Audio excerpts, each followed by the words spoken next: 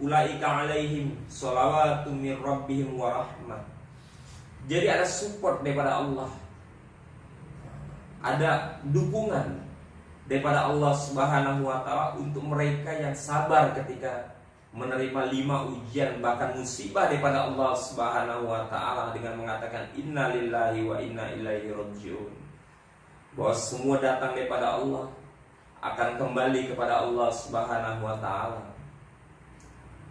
Kemudian hadirin maka Allah Subhanahu wa taala, setelah Allah Subhanahu wa taala katakan ulaika alaihim salawatun mir rabbihim wa rahmah, kemudian Allah Subhanahu wa taala akhiri ini ayat dengan mengatakan mereka adalah orang-orang yang mendapatkan petunjuk, al-muhtadu. Mereka yang mendapatkan petunjuk dari Allah, mendapatkan hidayah dari Allah. Jadi siapa mereka yang mendapatkan hidayah daripada Allah Subhanahu wa taala? Adalah mereka yang diuji. Salah satu cirinya yang diuji dengan 5 ujian ya hadirin, mereka bisa sabar kepada Allah Subhanahu wa taala. Jadi sifat orang beriman hadirin tidak pernah terkesan dengan suasana dan keadaan yang Allah Subhanahu wa taala berikan, tapi terkesan dengan siapa yang memberi suasana dan keadaan dalam kehidupan kita. Seperti seekor anjing ditamsilkan. Anjing ini kalau kita lempar, maka dia tidak pernah melihat apa yang dilemparkan ke dia. Ada satu ekor anjing kita lempar kayak batu nih, maka dia tidak pernah melihat batu itu gitu. Yang dilihatnya siapa yang melempar nih? Siapa yang melempar batu dengan saya nih? Itu salah satu sifat baik daripada anjing yang hendak kita tiru. Nah kita sebagai orang beriman juga seperti itu. Dilempar oleh Allah SWT masalah penyakit, kita tidak lihat penyakitnya, tapi lihat siapa yang ngasih nih. Oh ternyata Allah yang maha kuasa. Yakin penyakit Allah lemparkan ke kita beserta obatnya. Allah lemparkan pada kita masalah hutang piutang. Jangan lihat hutang piutangnya, dia siapa yang melempar nih? Oh Allah Subhanahu wa taala. Yakin bahwa Allah Subhanahu wa taala memberikan satu ujian, pasti dalam koridor kemampuan kita. Dalam koridor kemampuan kita. Jadi tidak pernah terkesan dengan suasana keadaan, tapi terkesan dengan siapa yang telah memberikan suasana dan keadaan dalam kehidupan kita. Siapa yang memberikan suasana dan keadaan dalam kehidupan? Dia Allah Subhanahu wa taala. Dan Allah Subhanahu wa taala telah janjikan, inilah orang-orang yang mendapatkan hidayah, mendapatkan petunjuk. Dia diuji, dia sabar. Kemudian ketika musibah datang dia katakan inna lillahi wa inna ilaihi rajiun. Hartanya hilang dia katakan inna lillahi wa inna ilaihi rajiun. Rumah tangganya berantakan, pisah suami istri dia katakan inna lillahi wa inna ilaihi rajiun. Usaha bangkrut dia katakan inna lillahi wa inna ilaihi rajiun. Penyakit datang, semua dia katakan datang dari Allah. Dia yakini bahwa semua ini datang daripada Allah Subhanahu wa taala, pasti akan kembali kepada Allah Subhanahu wa taala. Dan pasti akan kembali kepada Allah Subhanahu wa taala. Jadi hadirin muliakan Allah Subhanahu wa taala, orang-orang yang mendapatkan hidayah, ini janji Allah Subhanahu wa taala. Allah Akbar. Dalam perkara kehidupan kita nih hadirin, pertolongan Allah dan hidayah daripada Allah Subhanahu wa taala suatu perkara yang mahal. Yang pertama tadi Allah SWT telah janjikan mereka yang mendapatkan support, mendapatkan pertolongan daripada Allah Subhanahu wa taala, yang menjalani 5 ujian ini dengan sabar dan ditimpa musibah, mereka katakan inna lillahi wa inna ilaihi rajiun. Ulaika alaihim sholawatu mir rabbihim wa rahmah.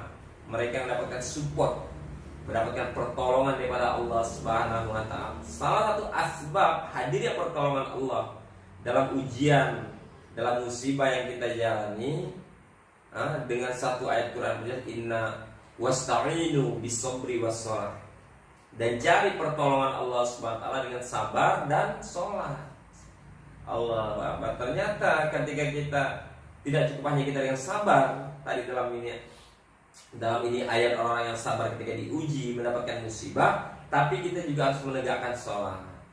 Maka hadirlah pertolongan Allah Subhanahu wa taala. Kemudian orang-orang yang mendapatkan hidayah, bentuk daripada orang-orang, ciri-ciri orang mendapatkan hidayah daripada Allah adalah yang sabar ketika menghadapi ujian dan musibah tadi. Kemudian yang ditolong oleh Allah, dialah yang mendapatkan hidayah. dialah yang mendapatkan hidayah oleh Allah. Ketika kita hanya mendapatkan ujian tanpa pertolongan Allah, belum dikatakan mendapatkan hidayah daripada Allah Subhanahu wa taala. Hidayah daripada Allah Subhanahu wa taala banyak bentuknya, berbagai macam caranya. Tidak bisa kita lihat daripada hidayah daripada Allah Subhanahu wa taala ini, Masya Allah, hanya berbentuk zahir, tapi bentuk batin. Allah berikan kekuatan di batin kita ketika kita mendapatkan musibah, ujian, ini bentuk daripada hidayah daripada Allah. Allah buat kita sabar, Allah buat kita istighfar, mengukur daripada dosa yang telah kita kerjakan sebab datangnya musibah tadi, bentuk daripada hukuman. Jadi hadirin maka Allah Subhanahu wa taala. Jadi perkara hidayah ini perkara yang sangat penting. Jadi sangat penting dalam kehidupan kita manusia. Hidayah ini sangat penting. Maka Rasulullah SAW senantiasa ingatkan, perintahkan kepada kita jangan pernah putus meminta hidayah. Jangan pernah putus minta hidayah. Bahkan syarat wajib diterimanya sholat, kita wajib minta hidayah. Kalau kita tidak ada minta hidayah dalam sholat kita, maka tidak akan diterima dalam sholat kita. Tidak akan diterima dalam sholat kita. Apa contoh kita meminta hidayah syarat wajib diterimanya sholat? Ihdinas siratal mustaqim. Ya Allah, tunjukkan aku jalan yang lurus, ya Allah. Tunjukkan aku jalan-jalan hidayah. Jalan lurus ini kan jalan hidayah. Kalau kita tidak baca ihdinas siratal mustaqim, tidak sah salat kita. Iyyaka na'budu wa iyyaka nasta'in. Siratal ladzina an'amta 'alaihim. Langsung tanpa ihdinas siratal mustaqim tidak akan sah salat kita, karena salah Fatihahnya. Ini saking pentingnya perkara hidayah nih, hadirin maka Allah Subhanahu wa taala. Saking pentingnya perkara hidayah, maka kita senantiasa setiap hari disuruh minta hidayah. Disuruh minta hidayah kepada Allah Subhanahu wa taala. Memohon hidayah. Setelah diberi hidayah, ditambahkan lagi hidayahnya. Semakin besar hidayah, semakin kuat iman kita, semakin mudah kita mengamalkan perintah Allah. Kemudian minta agar dijadikan asbab hidayah. Cerita pembicaraan kita menjadi sebab hidayah, orang mendapatkan hidayah. Ya kan, oh si anak itu duduk begini-begini ya rumah tangganya ya sekarang, Masya Allah. Kita contohnya begitu gitu. Jadi sebab hidayah rumah tangganya. Oh dia berdagang begini-begini ya. Kita contohnya perdagangan. Jadi sebab hidayah.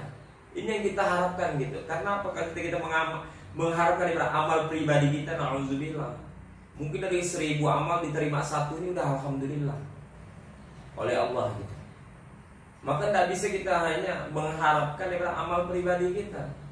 Kita butuh daripada amal orang lain yang akan membantu kita. Nah ketika kita menjadi asbab hidayah, contoh daripada kebaikan, cerita menjadi sebab orang mendapatkan hidayah, ini Masya Allah.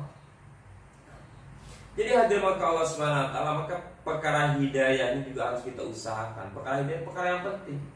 Wallazina jahadu fina lanahdiyannahum subulana. Jadi hadir maka Allah Subhanahu wa taala.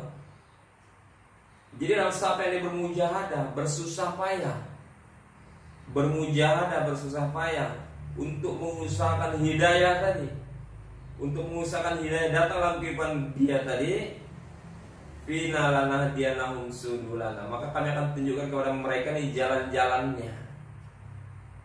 Dia berusaha bersusah payah nanti bagaimana cara untuk membaca Al-Quran dengan benar. Dia berusaha bersusah payah belajar tauhid, belajar tentang iman yakin.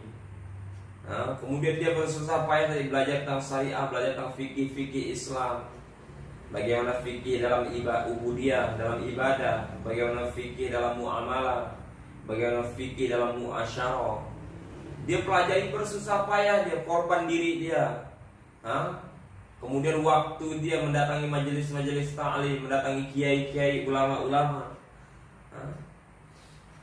Ini dia telah korbankan, dan yang terbesar, hadiah terindah dari Allah ketika kita ini bisa belajar agama, memahami agama dari takdir kehidupan kita. Allahu Akbar. Jadi kita bisa memahami agama, belajar agama dari takdir hidup yang Allah Subhanahu wa taala berikan kepada kita. Dari cerita hidup yang Allah Subhanahu wa taala berikan kepada kita. Kita bisa belajar gitu. Misalnya contoh, dalam kehidupan dia Allah Akbar, ditakdirkan rumah tangga yang bermasalah. Kemudian terjadi talak 1, 2, dan 3. Dan hasil akhirnya pisah gitu. Nah, dari pelajaran takdir hidup ini bisa mengambil pelajaran fikih tentang bab nikah, bab perpisahan. Kemudian dia juga bisa mengambil pelajaran tauhid, pelajaran keimanan, bahwa semua datang daripada Allah. Allah yang memberikan, mengamanahkan jodoh. Allah juga yang kuasa untuk mencabut daripada jodoh. Karena Allah SWT tahu jodoh yang terbaik untuk dia. Di dunia dan di akhirat Allah tahu gitu. Kalau berjodoh dengan si A, ya kan, mungkin akan seperti ini. Nanti Allah akan hantar jodoh yang lebih baik bagi si wanitanya dan si laki-lakinya. Sehingga Allah SWT pisahkan agar mereka menemukan kembali jodoh terbaik dalam kehidupan mereka. Sehingga dia bisa belajar iman, bisa kembalikan kepada Allah SWT. Nah, kemudian bisa jalan untuk dia belajar muhasabah diri. Allahu Akbar. Kenapa sampai rumah tangganya diberantakan oleh Allah, sampai bercerai suami dan istri, terpisah anak dengan ayah atau anak dengan ibu tadi. Oh, ternyata benar. Ketika sekian tahun diamanahkan istri, jarang dia taat pada Allah, malah mudah bermaksiat, lupa pada Allah. Dulu waktu belum ada dihantar istri yang si A, ya kan, maka rajin dia tahajud. Begitu ada istri, malah jarang sholat berjamaah, ya kan, lupa ngajinya, lepas zikirnya. Ditambah lagi amanah anak lagi, jadi makin tambah maksiat kepada Allah. Nauzubillah. Sehingga harus Allah SWT cabut amanah anak istri tadi, agar dia paham, agar dia sadar gitu, agar dia tahu. Pertama, dia tahu betapa berharga istri dan anaknya. Kemudian betapa dia harus memahami dan mengetahui betapa lagi berharganya bisa menambah daripada ibadah ketika nikmat Allah tambah. Ketika nikmat Allah tambah, ibadah tidak bertambah, ini musibah dia. Akan datang hukuman. Nikmat Allah tambah, ibadah kita tidak bertambah, tunggu musibah daripada Allah Subhanahu wa taala, hukuman daripada Allah Subhanahu wa taala. Maka penting ketika nikmat Allah Subhanahu wa taala tambah, maka ibadah kita harus bertambah juga hadirin, agar semakin bertambah lagi nikmat kepada yang Allah Subhanahu wa taala berikan. Bertambah lagi nikmat yang Allah SWT berikan. Maka hidayah, perkara hidayah, Masya Allah. Dan ternyata dengan sebab rumah tangganya berantakan tadi, dia pun telah mendapatkan hidayah daripada Allah. Lagi menegakkan daripada sholat berjamaah, istiqomah lagi baca Quran dan zikirnya, kemudian bisa hidup lagi dakwahnya, dan lain sebagainya gitu. Terkadang ada menurut nafsu kita ini tidak baik, menurut nafsu kita ini buruk takdir hidup ini, tapi menurut Allah ini yang terbaik.